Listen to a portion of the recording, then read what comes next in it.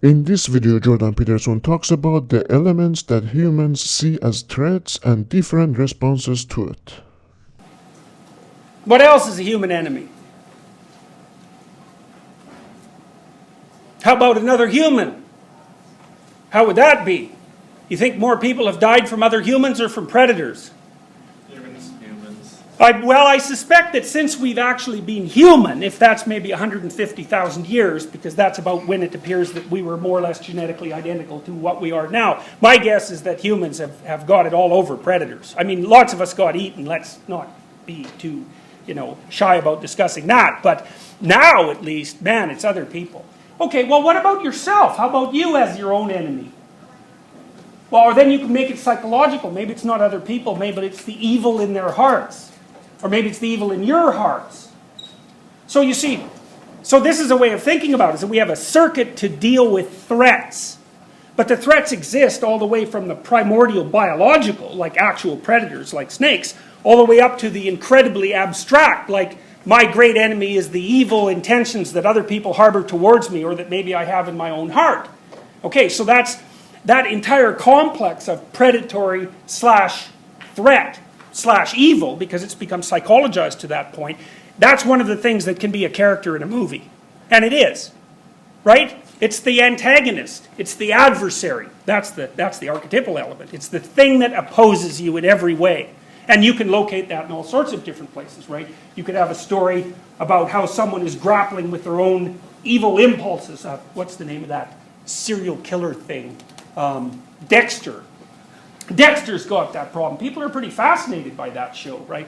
A serial killer who can do good. That's sort of like a human being in some sense, So Dexter's got this psychological battle between good and evil in his heart, or maybe the enemy is externalized. So maybe it's Batman and the Joker.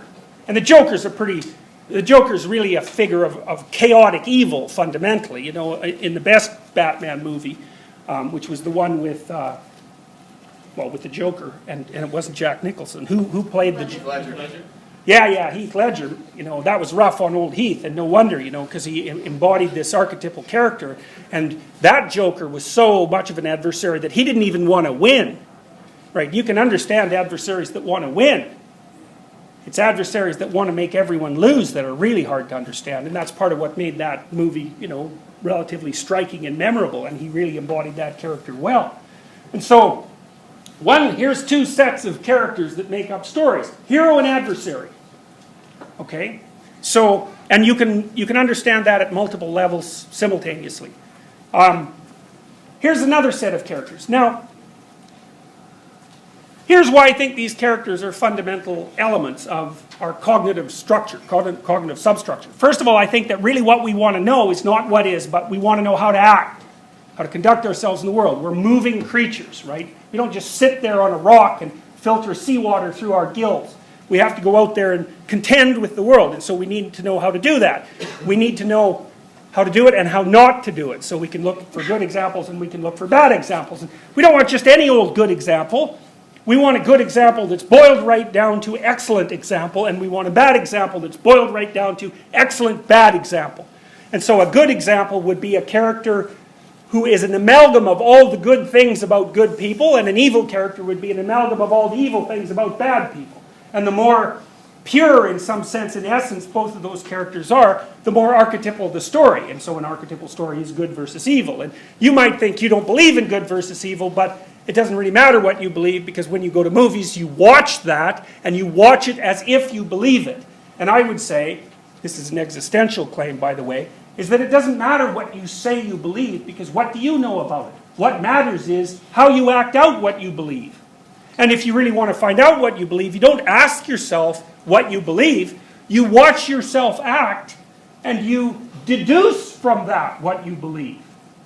And so, if you don't believe, for example, in a good versus evil archetypal struggle, then what are you doing watching Star Wars, for example? Okay, because obviously that's an archetypal story, just like Harry Potter is an archetypal story, and both of those are archetypal stories about good versus evil. Okay, next set of categories. So imagine that we've been living in familial groups for who knows how long. Let's say 3 million years, just for the sake of argument. We were living in tribal groups way, way longer than that. You know, if you think about a tribal group as something that might extend back farther than chimpanzees. We were living in dominance hierarchies for way longer than tribal groups. But the family group, you got to think we've been living in family groups for about as long as we've been extraordinarily dependent as infants, and as long as we've had really large brains. And so again, that's, you can't draw, you know, a tight line, but because we've been getting bigger and bigger brains for quite a long time.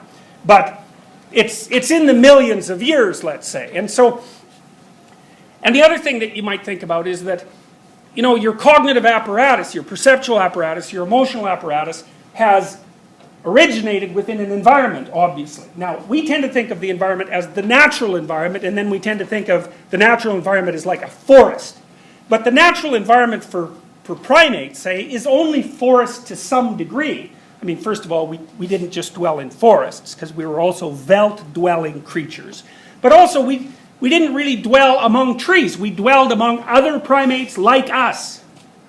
And so our primary environment is actually other people. And then you might say, okay, what are the fundamental categories of the other people? Well, how about mother? That's a big one, because the probability that you had a mother is like, it's up there at about 100%. You know, and if there wasn't, even if you lost your biological mother at birth, if someone didn't fulfill the archetypal role of mother, then you don't live. And that doesn't just mean providing you with food and water and shelter, because if you provide a child under 1 with food and water and shelter, and that's it, they die. You have to pick them up, you have to touch them, you have to rock them back and forth, you have to communicate with them. If you don't give them physical attention, their nervous systems shut down and they die. And so that's part of the reason why in Eastern European orphanages before the wall fell down, the death rate, especially in places like Romania in the orphanages, it's an awful story, was unbelievably high. And if the kids didn't die, they were just so crippled psychologically that they never recovered. And that was because people didn't touch them and didn't interact with them. And so you need a creature playing out the archetypal role of mother to entice you into life. Otherwise you just perish. So mother, that's a category, man.